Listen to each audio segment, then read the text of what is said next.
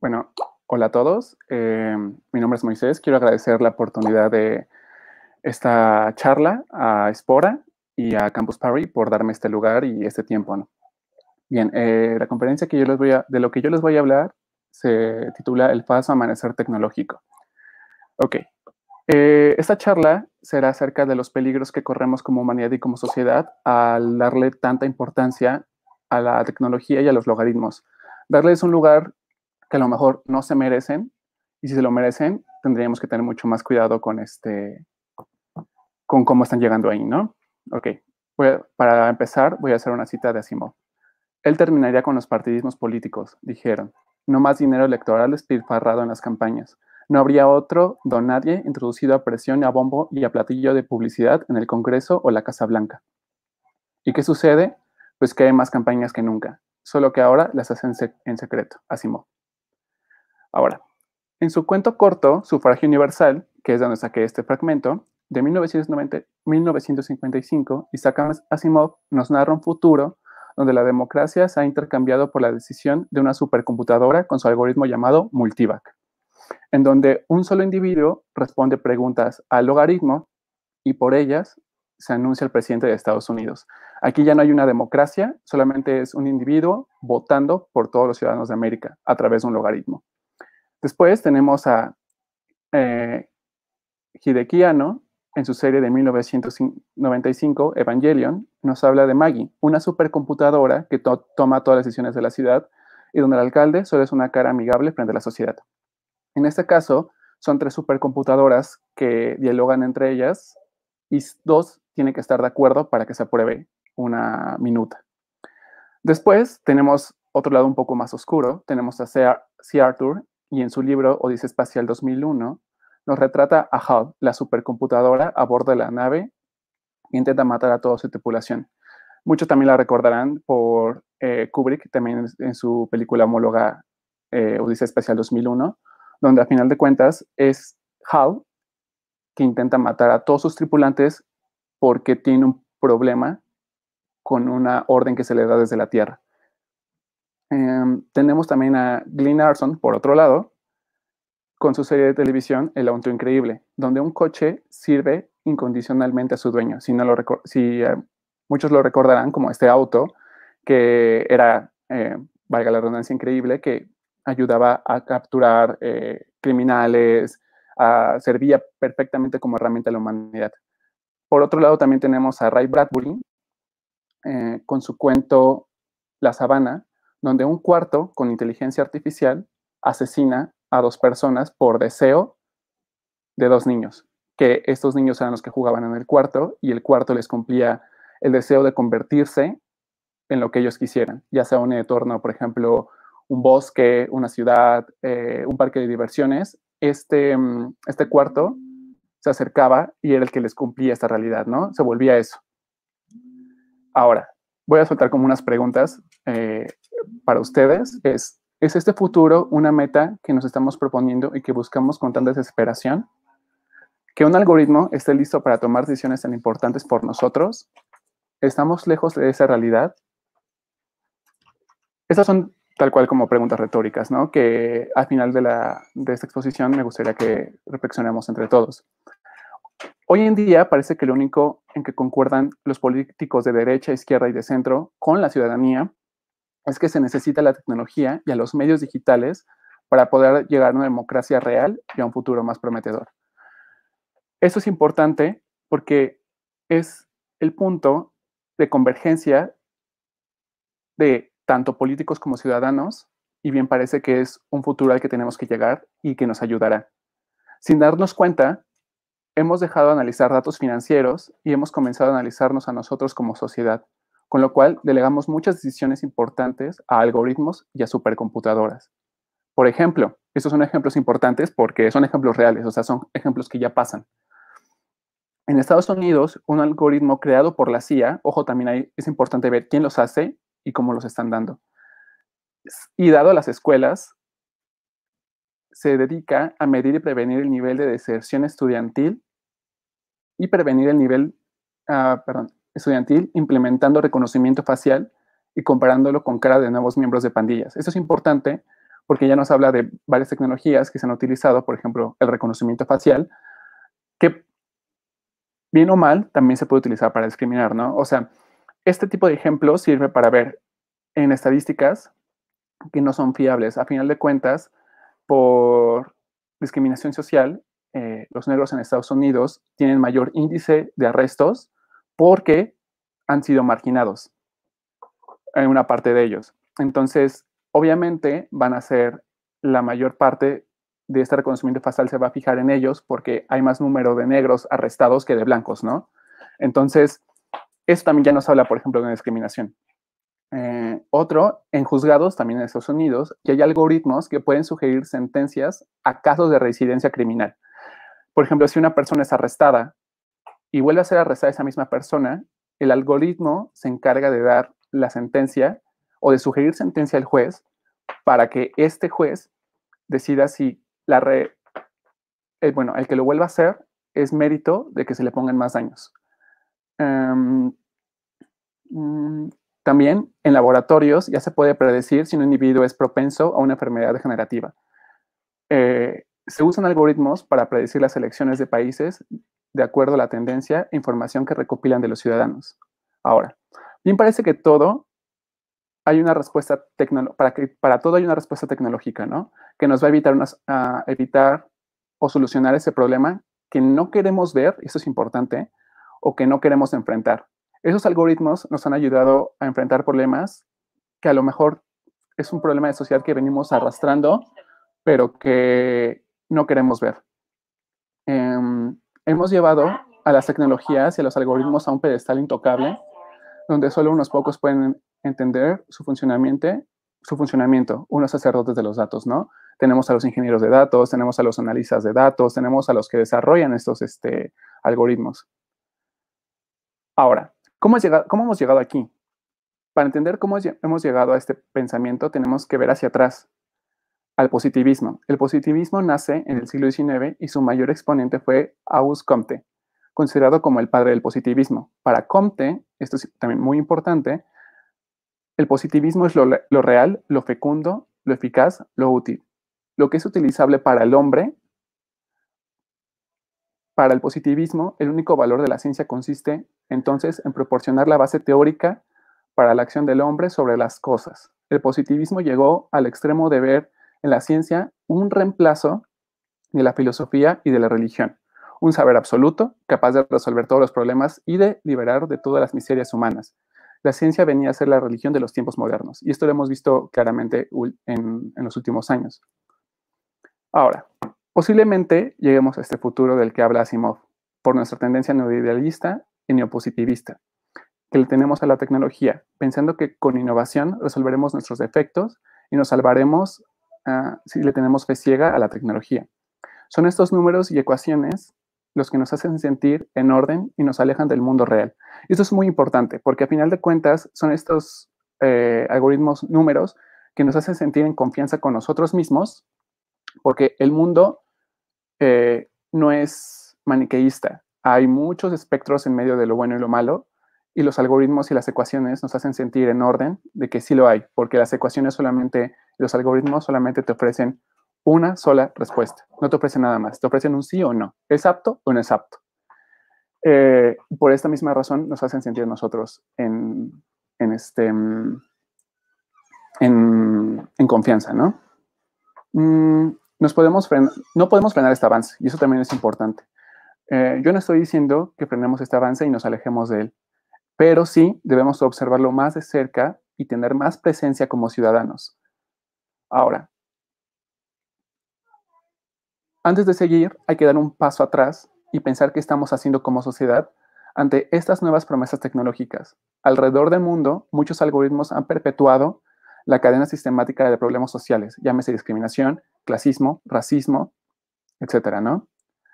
Como narra Katie O'Neill en su libro Armas de Destrucción Matemática, los veredictos de las armas de destrucción matemática son como dictados de los dioses de los algoritmos. El modelo en sí es una caja negra, su contenido un secreto corporativo fieramente guardado. De este modo, las consultoras pueden cobrar más. Hay casos, y aquí vamos con lo importante, Esta Cathy Neal ya nos habla de que hay problemas con los algoritmos, que nos habla de que hay un secretismo hasta ellos mismos, de que las personas afuera de este círculo de ingenieros informáticos entren, porque si entran ya no es un secreto. Y si no es un secreto, ellos ya no tienen el poder sobre ellos, ¿no? Entonces, nos plantea varios casos en los cuales los algoritmos han fallado y han perpetuado líneas de discriminación, por ejemplo, ¿no? Hay casos alrededor del mundo donde los algoritmos han perjudicado a personas sociales completas. Escuelas donde se despiden a maestros con el argumento, es lo que arroja el programa. Pérdida de préstamos para iniciar un negocio porque el algoritmo evalúa que si no llegas a tiempo al trabajo no eres competente para tener un crédito.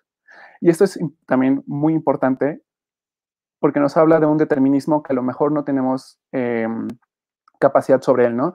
Digamos que por alguna razón llegas a tu trabajo tarde todos los días, ¿no? Por alguna razón. Y que esto determine y le determine a la sociedad si eres apto o no para tener un crédito. No estamos conscientes de las variables que están tomando los algoritmos para poder tomar decisiones que nos afectan directamente a nosotros. Hoy en día todavía podemos ver hacia el futuro, pero si seguimos así, será una capacidad determinista que no podremos hacer nada sobre ellos, ¿no? Ahora, sistemas de reconocimiento facial que penalizan por tener ciertos rasgos faciales o de color.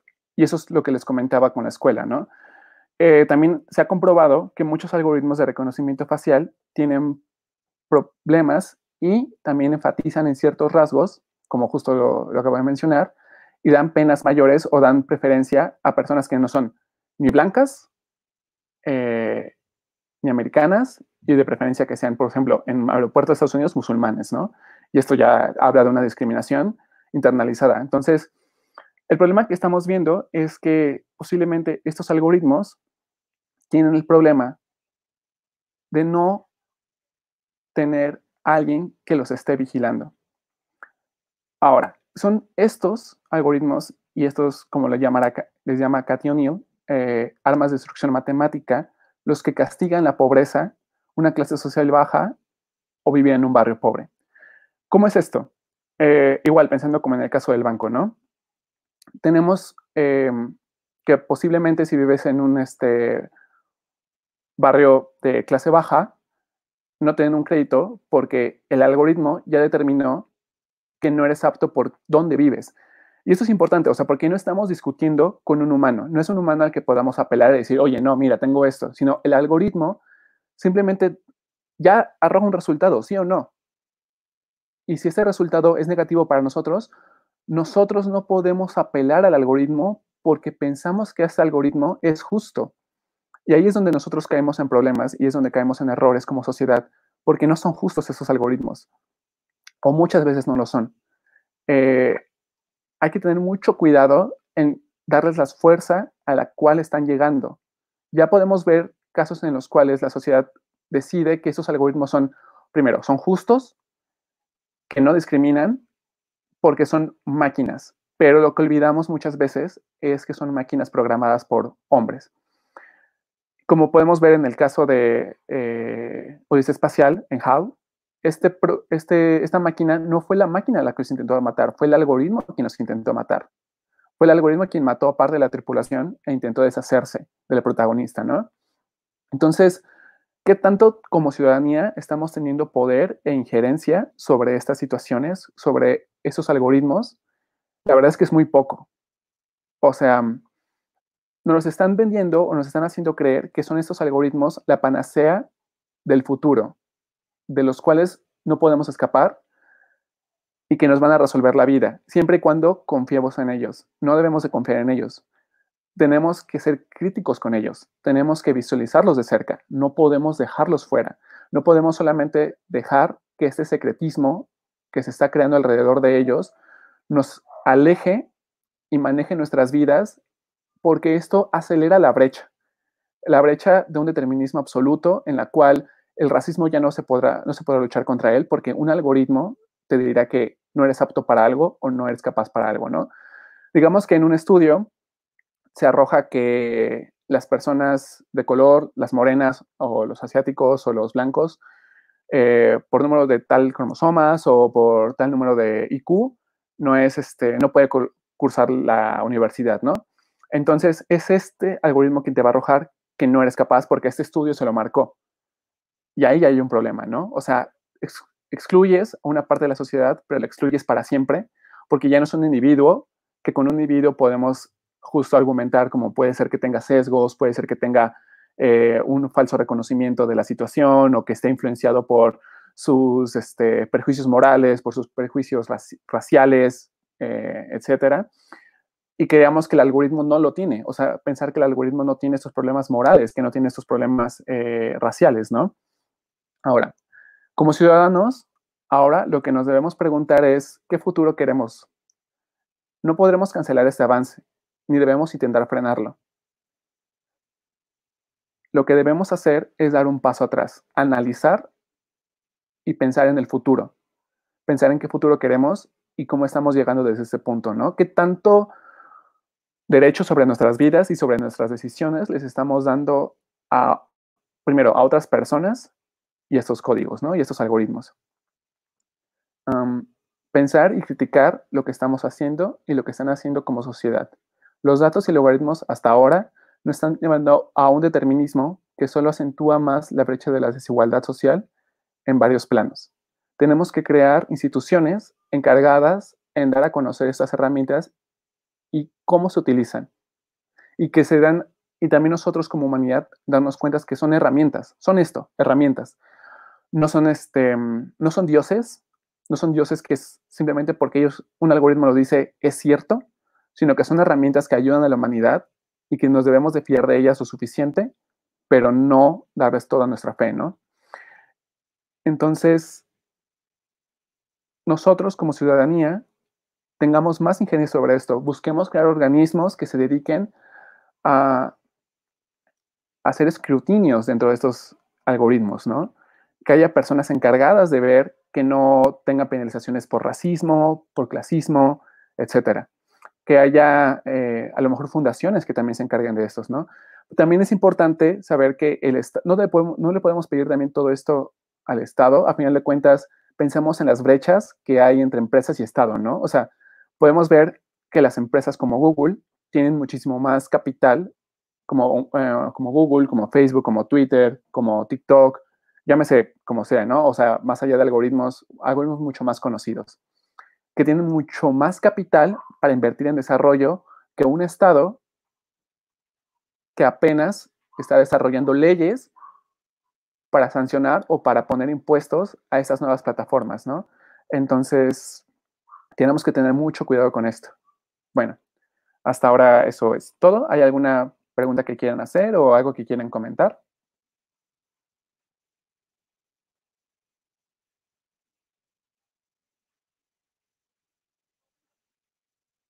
Mm,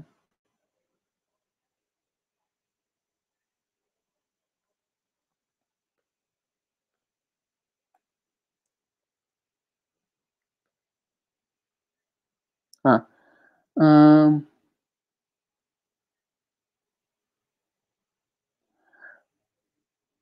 ok, primero, para México, nosotros aún ni siquiera llegamos al neopositivismo. Bueno, perdón.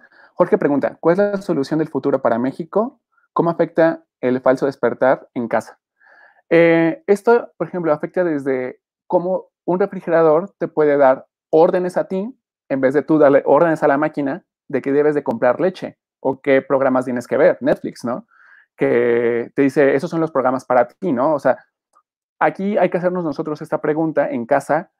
Eh, nos están ayudando a nosotros a ver lo que queremos ver o nos están guiando a ver lo que ellos quieren ver. Una máquina, por ejemplo, un refrigerador que te avisa, un smart, un refrigerador inteligente, que te dice, ¿cómo está pasando esto? Se te acabó la leche, ¿no? Tienes que comprar más. O sea, hay que pensar, ¿nos está ordenando o realmente sí nos está ayudando, ¿no? Y en México tenemos que tener cuidado en la evolución de las leyes y las reformas que se están aceptando para proteger primero nuestros datos como ciudadanía y después fijarnos el gobierno cómo está implementando estos logaritmos y qué está haciendo para ayudarnos en que compañías no abusen de estos logaritmos hacia nosotros, ¿no? Llámese bancos, llámese escuelas, llámese vuelos, llámese lo que sea, tener mucho más cuidado nosotros con eso. ¿Alguna otra pregunta?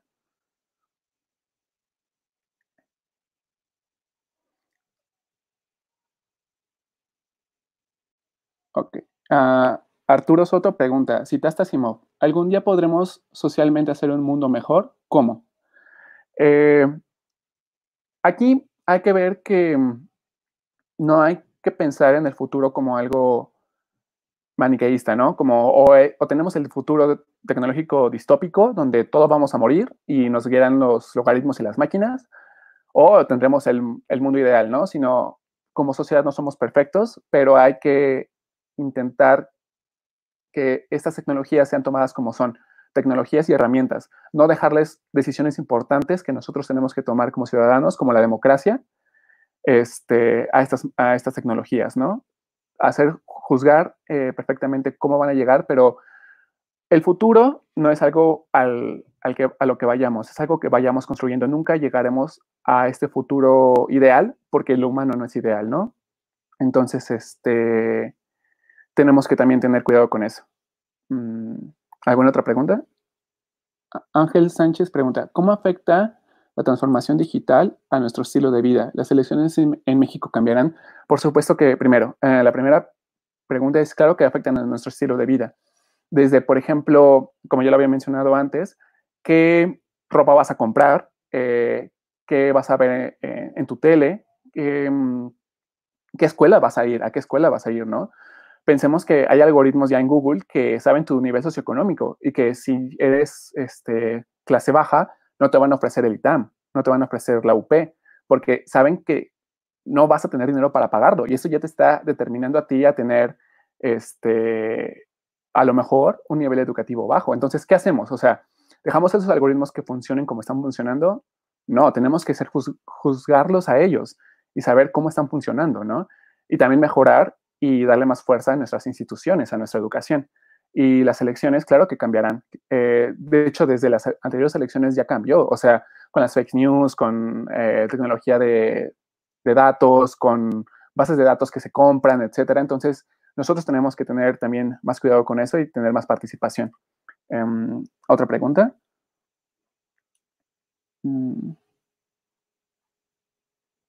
Preguntan, ¿las fake news y el falso despertar tienen relación? ¿Cómo identificarlos y prevenirlos? Sí tiene relación y tiene toda la relación. A final de cuentas, en las elecciones, por ejemplo, de Estados Unidos con Donald Trump, fue un algoritmo el que determinó qué noticias debería ver cierta persona, ¿no? O sea, hubo casos donde en un barrio de personas blancas clase media alta se ponían noticias de que latinoamericanos o mexicanos, mexicans, estaban asaltando y violando mujeres, ¿no? Aunque eran fake news, pero se los arrojaba a ellos porque sabían que ellos eran blancos, acomodados, que había una determinación hacia ellos. Entonces, sí, estos algoritmos, por supuesto que tienen que verlo y también tiene mucho que ver con ello. ¿Otra pregunta? Jocelyn Peralta. Si pudieras cambiar algo en el mundo, ¿qué sería y cómo lo harías? Me encantó, muchas gracias. Es muy importante pensar que ahorita no es algo que puedas cambiar y decir, esto nos va a solucionar la vida, porque no es así. Es un constante estarnos fijando en cómo se está actuando las compañías, pensar que a pesar de que son compañías, también nosotros tenemos que tener injerencia sobre ellas, porque una cosa, por ejemplo, que te enseña, ¿no? Que son socialmente responsables, ¿no? Pero tienen maquiladoras en India donde le pagan a mujeres con manos pequeñas $1 al día por 18 horas de trabajo, ¿no? Entonces, es un constante estar viendo qué están haciendo, cómo lo están haciendo y qué están haciendo. O sea, no es algo tan contundente como que puedas cambiar algo y ya está. ¿Alguna otra pregunta?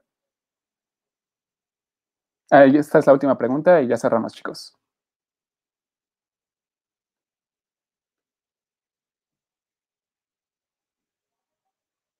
Ok. Bueno, creo que ya no hay más preguntas. Muchas gracias a todos por estar presentes. Y pues creo que eso es todo. Muchas gracias a todos. Cuídense.